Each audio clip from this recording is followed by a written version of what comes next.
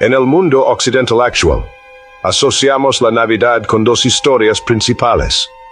La más importante, en la que se basa la fiesta, es la Natividad de Cristo, que aparece en los Evangelios de Mateo y Lucas. Originada en Tierra Santa en el siglo XI, la historia del nacimiento de Cristo se extendió por todo el Imperio Romano durante el reinado de Constantino el Grande.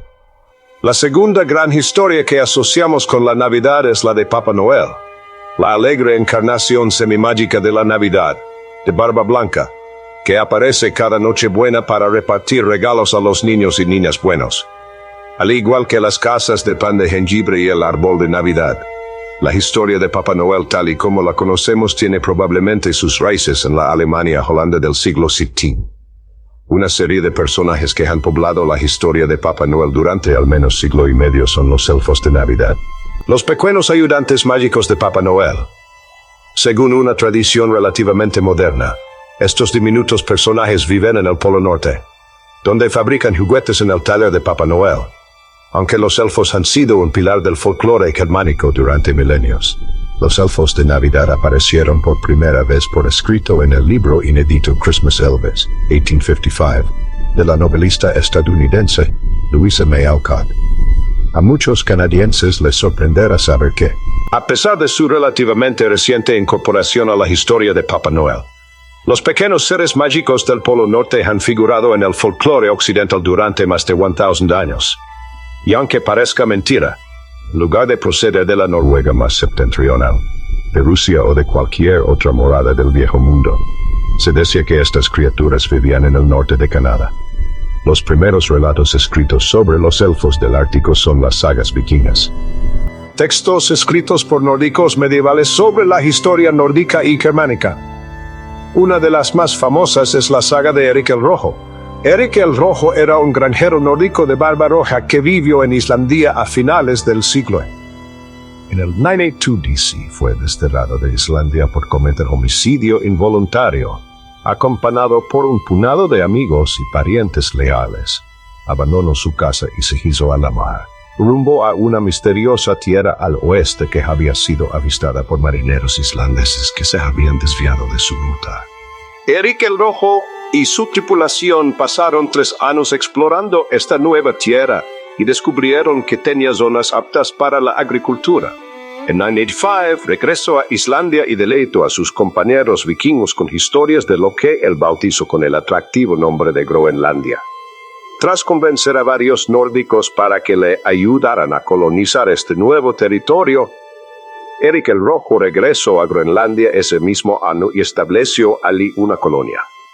En el año 999 DC, uno de los hijos de Eric el Rojo, llamado Leif Erikson, viajó a Noruega, lugar de nacimiento de su padre, donde se convirtió del paganismo nórdico al cristianismo. Decidido a llevar la religión cristiana a Groenlandia, se adentró en el Atlántico Norte. Durante su viaje hacia el oeste, se desvió de su ruta y desembarcó en costas extrañas donde crecían uvas silvestres en abundancia. Llamó a este nuevo mundo Vinland, o Wineland, y más tarde regresó allí para establecer su propia colonia. Algunos historiadores creen que la colonia vinlandesa de Leif Erikson fue lo que hoy conocemos como Lanseoksmeados, un conjunto de ruinas vikingas descubiertas en el extremo norte de Terra Nova. Durante siglos, los islandeses contaron historias de las aventuras de Eric el Rojo y Leif Erikson en el Nuevo Mundo alrededor de las humeantes hogueras de las casas comunales.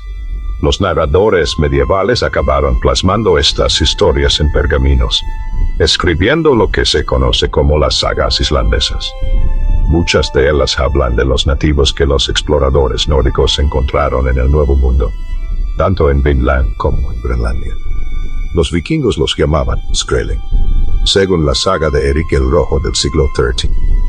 Los Skrelling eran bajos de estatura, con rasgos amenazadores y pelo enmaranado en la cabeza. Sus ojos eran grandes y sus mejillas anchas. Aunque su relación con estos aborígenes fue amistosa en un principio, los vikingos acabaron entablando varias escaramuzas salvajes con estos diminutos nativos del Nuevo Mundo.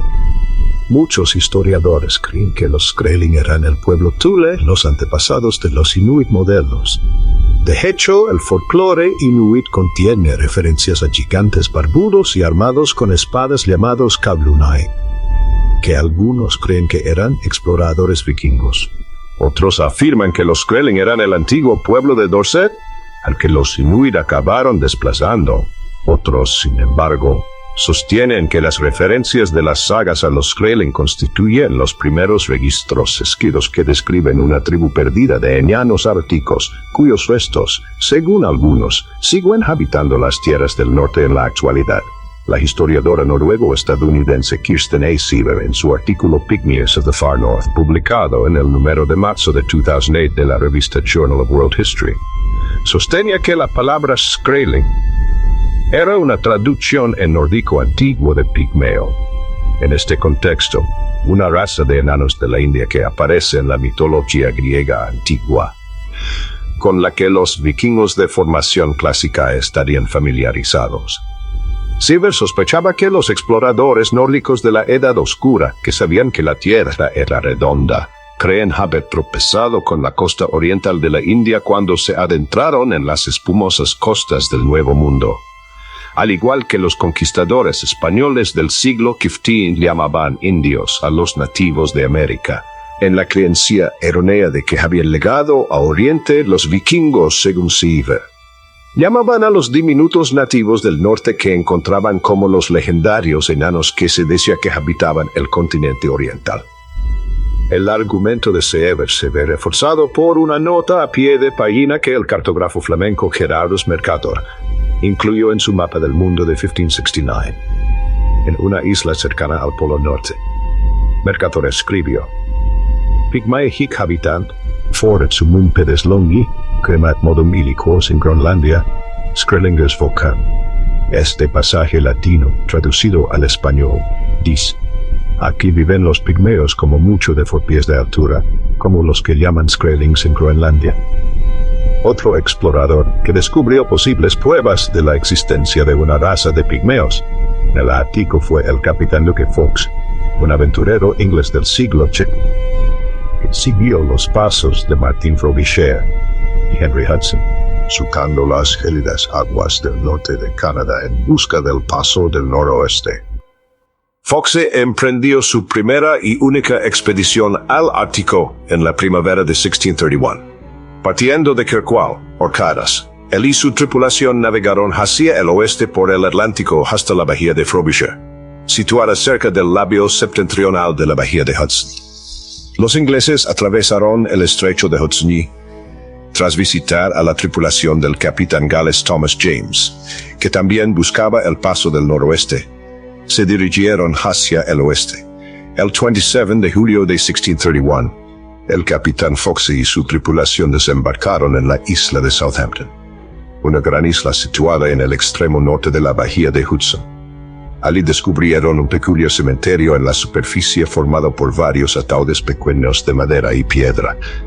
En el interior de estos ataúdes había, como dijo el criptozoólogo Ivan Sanderson en su artículo de 1963, Traditions of Submen in Arctic and Subarctic North America, diminutos esqueletos humanos de apenas 1,5 metros de longitud rodeados de arcos, flechas y lanzas de hueso. Todos eran adultos y se insinúa que no todos eran esqueletos, sino que podrían haber sido cuerpos enteros congelados. La primera parte del informe de Fox, que incluyó en su diario personal, decía lo siguiente: las noticias de tierra eran que esta isla era un sepulcro, porque los salvajes habían enterrado a sus muertos. No puedo decir enterrado, porque es todo de piedra, ya que no pueden cavar allí, sino que ponen los cadáveres en las piedras, y los rodean con las mismas, ataviándolos también colocando los lados de viejos trineos, que se han hecho artificialmente. Las tablas tienen unos 9 o 10 pies de largo y 4 pulgadas de grosor. ¿De qué manera el árbol que se han hecho de lo clavado o aserrado era tan suave que no podíamos discernir? Los entierros habían sido tan viejo, y, como en otros lugares en esos países, que entierran todos sus utensilios, como arcos, flechas, cuerdas, dardos, lanzas y otros implementos tallados en hueso. Los cadáveres más largos no superaban los 4 pies de largo, tú con sus cabezas puestas hacia el oeste. Puede ser que viajarán como los tártaros y los samoides. Pues si hubieran permanecido aquí, habría habido algunos enterramientos más recientes. Había un lugar de 4 paredes cuadradas, asentado dentro de la tierra. Cada lado tenía 4 o 5 yardas de longitud. En el centro había 3 piedras, colocadas una sobre otra, a la altura de un hombre. Creemos que era un lugar de ceremonia para enterrar a los muertos. En una nota a pie de página, Fox añadió: parecense personas de baja estatura. Dios me envíe mejores aventuras que estas. Cuando los hombres blancos empezaron a establecerse en el país del Mackenzie, la cuenca del río Mackenzie, en los territorios del noroeste, en el siglo de principios del siglo, se enteraron de que los indios de locales tenían la firme tradición de que las montañas Mackenzie eran el hogar de una raza de enanos místicos. En una carta a un amigo, un comerciante de pieles llamado Pullen, Field describió a estas criaturas como pequeños hombres de la montaña que se supone que miden como mucho 1 metro y medio de altura y que tienen bellos lugares para vivir en el corazón de la montaña, y que son excepcionalmente fuertes y sabios, que salen de vez en cuando y capturan a sus mujeres para que sean sus esposas, en algunos casos convirtiendo al padre de la chica que han tomado en curandero a cambio de la chica. En su libro The Casca Indians, An Ethnographic Reconstruction, 1964, el etnólogo John J. Honigman relataba una antigua leyenda casca sobre los Clunetene, literalmente hombrecillos, que vivían de ratones que aseguraban con pequeños arcos y flechas en la hierba otoñal y a veces se hacían amigos de los hombres. También gozaban de fama por sus bromas. Se decía que estos enanos, a pesar de estar constantemente amenazados por animales salvajes, eran un pueblo poderoso con habilidades chamánicas. En la guerra, escribió Honigman, estos pequeños seres ayudaban a levantar vientos y fríos que paralizaban al enemigo. Tamaño, un enano alcanzaba aproximadamente la altura de la mandíbula de un caribú. Uno de estos seres solo podía cargar medio kilo. A pesar de la tendencia de los enanos a robar mujeres, la gente se reía cuando hablaban de las travesuras de la gente pequeña. Aunque se decía que los enanos se deleitaban ayudando a los humanos, los Criatahuapisca del norte de Ontario supuestamente temían a estos hombrecillos, que habitaban los acantilados rocosos a lo largo de los ríos. En 1996, el escritor norteño Ed Farrell publicó un libro titulado Strange Stories of Alaska and the Yukon, Historias extrañas de Alaska y el Yukon, una recopilación de viejos artículos de periódicos norteños sobre fantasmas, minas de oro perdidas, civilizaciones olvidadas y otras historias raras de las tierras del norte. Farrell dedicó un capítulo de su libro a las historias de tribus extrañas que los buscadores y tramperos habrían descubierto en el curso de sus andanzas boreales. Farrell encontró uno de estos artículos, titulado Pigmeos del Polo Norte, en el número del 13 de septiembre de 1930 de The Strollers Weekly, un periódico de Juneau, Alaska. Habla de un grupo de científicos, uno de ellos llamado John Weitzel, que participó en una expedición ártica en junio de 1911, dirigida por un explorador ruso llamado Capitán Ivolnov. Los guías inuit condujeron a los científicos a un lugar imposible, a unas 730 millas al noroeste del Polo Norte, donde encontraron pequeñas huellas en la nieve. Siguieron las huellas hasta una madriguera subterránea a la que enviaron a uno de sus perros. El perro regresó rápidamente a la superficie, pareciendo no gustarle lo que había descubierto. Al cabo de un rato salió de la madriguera un hombrecillo que hablaba un idioma que los inuit no entendían, en un tono chillón y asustado. Media 1,5 metros, era extremadamente delgado y se calcula que pesaba entre 15 y 20 kilos. Su cabeza, con enormes orejas, era casi triangular, con un pequeño mechón de pelo en la parte superior. Cuando los científicos calmaron al pigmeo con palabras tranquilizadoras, este llamó a sus parientes para que salieran de la madriguera. Poco a poco, 27 personas salieron del agujero en el suelo, todas ellas vestidas con pieles muy finas. Los expedicionarios pasaron un día con estos pequeños nativos, Observaron que se alimentaban de pequeños peces que capturaban con sus propias manos. Por alguna razón, solo comían el lomo de los peces y tiraban el resto. Lo creas o no, todavía se ven enanos árticos de vez en cuando en las desoladas tierras del norte. Un hombre que puede haber estado cara a cara con una de estas personitas es Anthony Roche, un nativo de Northland que generosamente me permitió incluir varias de sus propias experiencias extrañas en el desierto ártico en mi libro Leyendas del Valle de Nahanni. En agosto de 2017, Roche visitó a la abuela de su novia que vivía en una cabana a unos 10 kilómetros al oeste de Cambridge Bay, en Nunavut. Cambridge Bay es una aldea de unos 100 habitantes, situada en la orilla sur de la isla Victoria. A pesar de ser la segunda isla más grande del archipiélago ártico, en Isla Victoria solo viven unas 900 personas, lo que la convierte en uno de los lugares menos poblados del planeta. Bahía de Cambridge, Nunavut. Durante su visita, Roche y su novia se alojaron en la cabana de los padres de ella, que en ese momento estaba desocupada. Esta cabana, situada a unos 80 metros de la cabaña de la abuela, constituía por entonces la única otra residencia en aquel remoto rincón del Ártico. Un día, mientras su novia iba a tomar el té a la cabana de la abuela, Roche salió a inspeccionar la red de pesca de sus padres. «Metí 3 peces en la red», contó Roche a este autor. «Los fileté y los colgué para que se secaran». Al terminar, él y su novia, que había vuelto de la cabaña de su abuela, decidieron echarse una siesta en la cabaña de los padres de ella. Justo cuando se estaban quedando dormidos, la pareja oyó un ruido inesperado. «Los dos nos despertamos al ver pasos en la cubierta», cuenta Roche. Oyeron el crujido de la puerta exterior del camarote. Varios segundos después, la puerta interior se abrió de golpe. Roche, que estaba tumbado en el nivel superior de una litera, miró hacia la puerta abierta esperando ver a la abuela de su novia, ya que era la única persona que se encontraba en la zona en ese momento.